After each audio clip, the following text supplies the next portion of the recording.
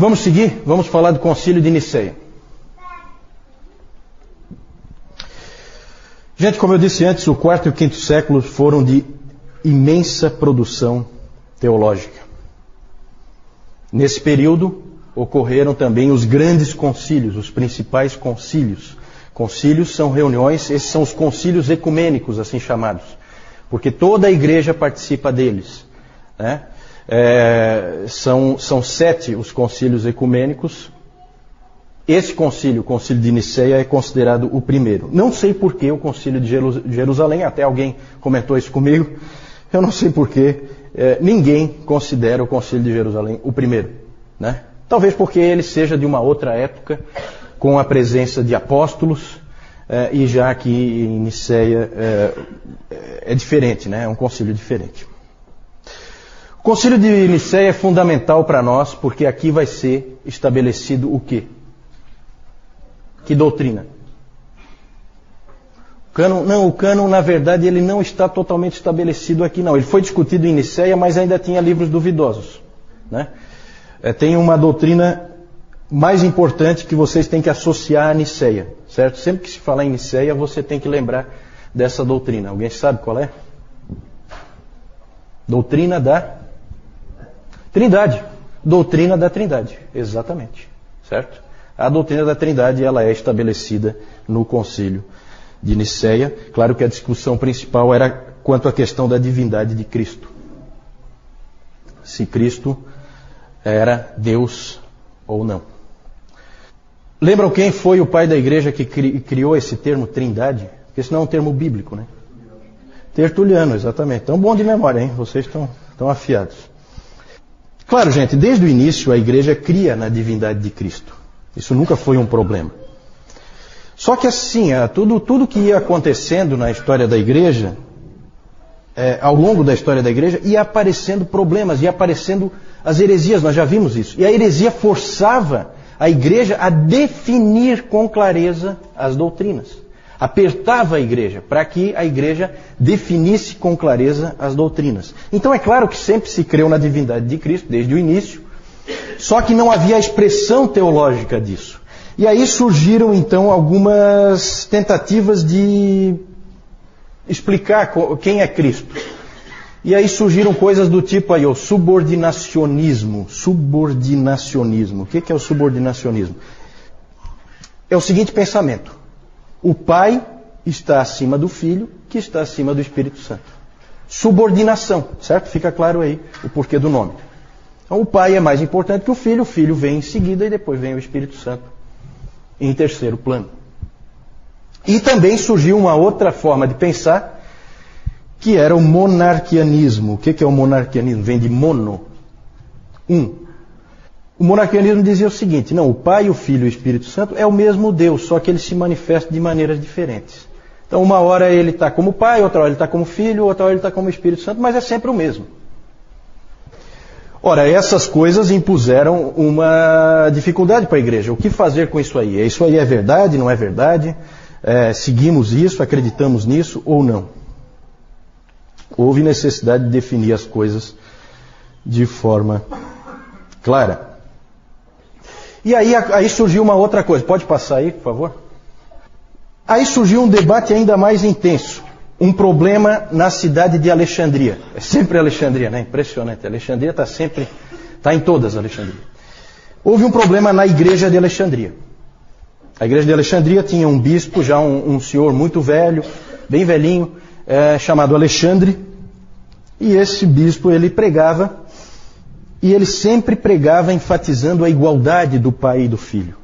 Deixando claro que o Pai e o Filho estão em pé de igualdade, que não há o subordinacionismo, que o Filho é Deus, como o Pai é Deus.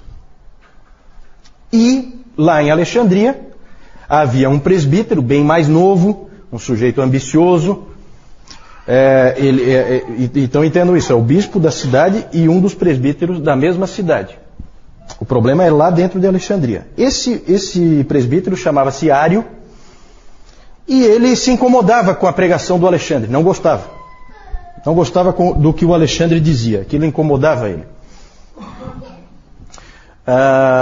E aí ele começou a dizer coisas do tipo. Começou a pregar lá para o público dele lá, ele começou a pregar o seguinte: se Cristo é igual ao Pai, então ele é seu irmão e não seu filho. E também esse tipo de pregação começou a confundir as pessoas. Sabe, as pessoas começam a ficar, poxa, eu não estou entendendo. E aí um presbítero, como ele tem a pregação nas mãos, ele pode confundir facilmente as pessoas. As pessoas vão e ouvem, e geralmente são indivíduos muito capazes, com uma boa retórica, e eles acabam confundindo a população, os cristãos. Por isso que é tão importante, como o Nilton frisou hoje de manhã na pregação, né, haver a nobreza dos bereanos sempre dentro da igreja, para que esse tipo de coisa não aconteça, para que sempre a própria congregação possa checar a pregação que é feita. Outra coisa que ele dizia também: houve um tempo em que o Filho não existia. Vejam essa afirmação teológica. Isso é um problema. Se ele não existia, ele foi criado. E realmente era isso que o Ario defendia. Jesus Cristo é o primeiro ser criado. É um ser especial, é um ser muito elevado, mas é um ser criado. Quem é que crê nisso hoje? Que a gente conhece bem? Testemunhas de Jeová, né? Testemunhas de Jeová. Então é uma coisa sutil, por quê? Porque você vai pegar um folheto das Testemunhas de Jeová, é cheio de Jesus Cristo. Né? O único problema é que ele não é Deus. Então eles colocam ele lá em cima, mas não no lugar certo. O debate acabou se tornando intenso. Inclusive depois nós vamos falar do Gregório de Nissa. O Gregório de Nissa dizendo que, olha, que não se falava em outra coisa em Constantinopla. Era insuportável caminhar na cidade. Porque não se falava de outra coisa a não ser esse debate teológico. Agora vejam que é interessante, né? Vejam como o quarto século é peculiar e é um século fantástico. Imagine você as pessoas comuns na rua discutindo teologia. Realmente o mundo tinha se cristianizado. Impressionante. Depois nós vamos ver o Gregório de Nissa. Então, por causa desse problema todo, pode passar aí, convocou-se o primeiro concílio ecumênico, o concílio de Niceia. Foi convocado pelo imperador. Quem é o imperador? Constantino, exatamente. Foi convocado pelo imperador Constantino para resolver a questão. Afinal de contas, quem é que está certo?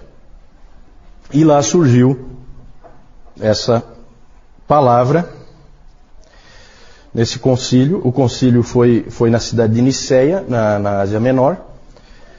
E lá se reuniram então bispos de todas as igrejas do Império Romano, e inclusive convidados de fora do Império Romano. Se reuniram em Niceia para esse concílio. E lá surgiu essa palavra, que é uma palavra muito importante, homoousios. Homoousios, de mesma substância. Certo? Essa palavra foi depois para o credo niceno. O credo niceno foi depois crido por toda a igreja. E ela significa o seguinte: da mesma substância. O Filho é da mesma substância que o Pai. Certo? Essa substância não é algo que a gente possa definir, tá? É uma coisa assim, é só para dizer que os dois, eles são equivalentes, apesar de não serem a mesma pessoa. Certo? E aí então começou a se formar a doutrina da Trindade. No credo niceno diz o seguinte sobre o Filho: gerado, não criado, é feita essa ênfase, não criado, consubstancial ao Pai, de mesma substância que o Pai. Certo? Esse é o credo niceno. Evidentemente ali então estava sendo condenado o arianismo. Exatamente, ele estava sendo condenado. Ali no concílio de Niceia apareceu, pode passar, um personagem muito importante, um dos pais da igreja, fundamentais, que se chama Atanásio. Atanásio, que era apelidado de o Anão Negro, porque ele era baixinho e a pele bem escura, então ele era o Anão Negro. Era muito jovem, nessa época do concílio de Niceia ele tinha só 25 anos, aproximadamente 25 anos, por aí. Ele não teve uma grande participação, ele era um diácono, ele na verdade estava apoiando o bispo de Alexandria, ele como diácono apoiando o bispo de Alexandria, o Alexandre, que nós vimos antes. e não teve assim uma grande participação. Ele mais tarde, ele mesmo tornou-se, de diácono ele passou a ser presbítero, e de presbítero ele se tornou o bispo de Alexandria, Atanásio. Inclusive muito jovem ele já se tornou bispo de Alexandria, com em torno de 30 anos ele já era bispo de Alexandria. Ele foi 5 vezes exilado por causa da sua luta pela veracidade da Trindade e pela sua luta pela divindade do Filho. Ele batalhou com unhas e dentes por isso. Foi 5 vezes exilado. Uma vez o Constantino mandou ele. Eu acho que foi. Não foi o Constantino, acho que foi o Constâncio, filho do Constantino. Mandou ele o mais longe que o Império Romano podia mandar. Tirou ele de Alexandria, onde ele era bispo, e colocou ele lá na Alemanha, no limite extremo do Império Romano, só para isolar ele, porque ele estava incomodando. E por que ele estava incomodando? Porque os imperadores gostaram da doutrina ariana. Para eles era politicamente mais interessante, inclusive o próprio Constantino. Constantino depois absolveu o Ário. Na verdade, houve uma preferência política pelo arianismo, e o Atanásio, então, teve que lutar não só contra a igreja, que apesar do resultado do Concílio de Nicéia, pendia para o arianismo, como ele teve que lutar contra o próprio império, porque o imperador também era a favor do arianismo, certo? Inclusive tem aquela famosa frase do Jerônimo, em que o Jerônimo diz que o mundo inteiro esteve prestes a acordar ariano nessa época. Por muito pouco não se tornou totalmente ariano, certo? E o Atanásio foi o grande guerreiro, o grande lutador pela verdade. Hoje de manhã o Nilton, inclusive, leu o texto de Judas e lembrou dessa coisa da luta pela verdade. Interessante que a igreja sempre lutou pela verdade. A igreja não foi, em nenhum momento da sua história, isso eu posso garantir para vocês, e vocês vão ver aqui, em nenhum momento da sua história ela foi um centro de entretenimento. Mesmo nos seus piores momentos, ela não foi um centro de entretenimento. Isso só aconteceu no século XX. Nunca antes a igreja imaginou fazer palhaçadas num local de culto ao Senhor, certo? Esses homens eram homens que lutavam pela verdade. E por isso veio a famosa expressão Athanasius contra mundum, porque ele lutou contra o mundo inteiro, sozinho. Claro que não sozinho, a igreja dele amava ele, inclusive ele foi banido, 5 vezes ele foi exilado, e eles não colocaram outra pessoa no lugar dele. Eles sempre confiavam que ele voltaria. Depois de Nicéia começou uma mobilização muito forte para trocar o termo homoousios por homoiousios. Certo? Tudo isso aí é grego, tá? Homoousios por homoiousios. Homoousios de mesma substância. Homoiousios de substância semelhante. Semelhante. Tentaram dar aquela aliviada, né? E a igreja, vários homens da igreja estavam indo por esse caminho. E quem lutou contra foi Atanásio.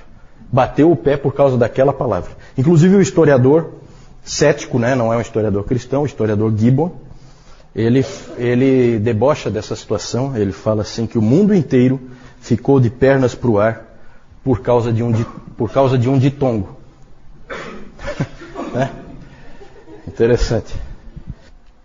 Nós temos esse livro de Atanásio sobre a encarnação do Verbo. Ele escreveu esse livro e ele diz que se Jesus Cristo não é Deus, nós não estamos salvos. Esse é o tema básico dele. Esse livro, o Dr. Calhoun inclusive diz que é um livro que hoje, ainda hoje é um livro que é útil, vale a pena ler. Mesmo hoje, esse livro do Atanásio sobre a encarnação do Verbo.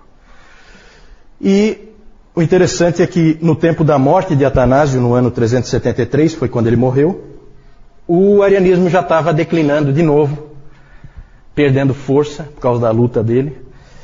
E quando chegou em 381, que houve o concílio de Constantinopla, o segundo concílio ecumênico, o arianismo, por incrível que pareça, apesar de quase ter prevalecido na história da igreja, ele acabou sendo condenado de novo.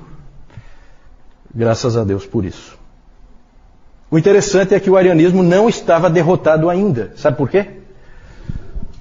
Porque aqui no meio dessa confusão, aqui, depois do Concílio de Nicéia, saíram vários missionários para o meio dos bárbaros.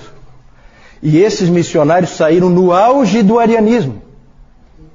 Eles foram lá e pregaram uma teologia ariana para os bárbaros. Quando os bárbaros voltaram para dentro do Império Romano, trouxeram o arianismo de volta.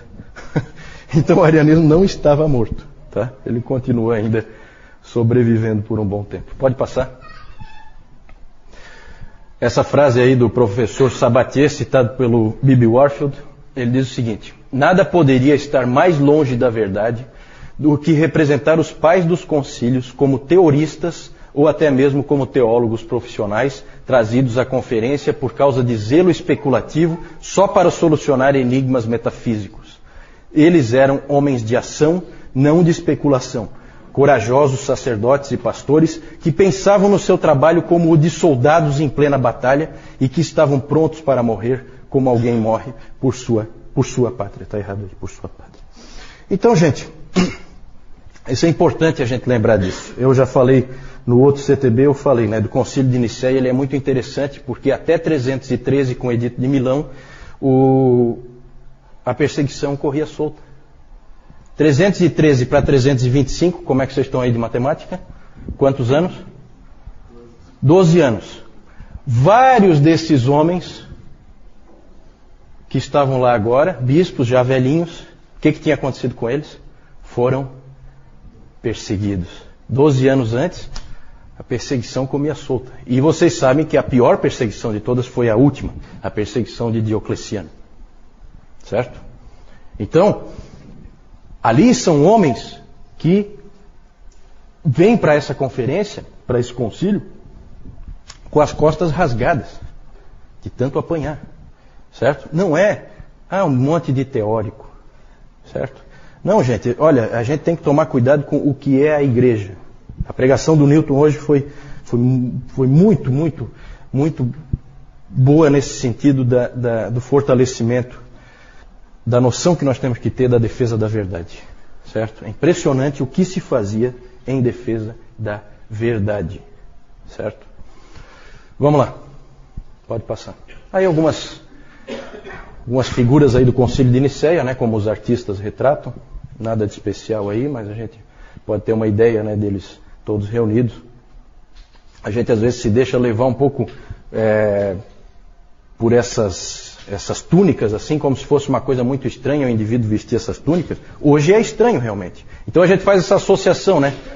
Aquela túnica, assim, só um padre veste aquela túnica. Ninguém veste aquela túnica. Só que naquele tempo era roupa comum. Né? Então, cuidado para vocês não ficarem com aquela associação de que esse indivíduo, ele se vestia de alguma maneira especial e tal. É claro que aqui os artistas, depois, isso aqui é retratado muito depois, colocam assim umas cruzes, umas coisas. Isso aí provavelmente não tinha nada disso, tá? Isso aí são enfeites que depois o artista põe, né? Mas o indivíduo andar com esse tipo de roupa, isso era normal, tá? Pode passar. Aqui só para vocês verem aí o embate, né? Atanásio de um lado e Ário do outro. Pode passar.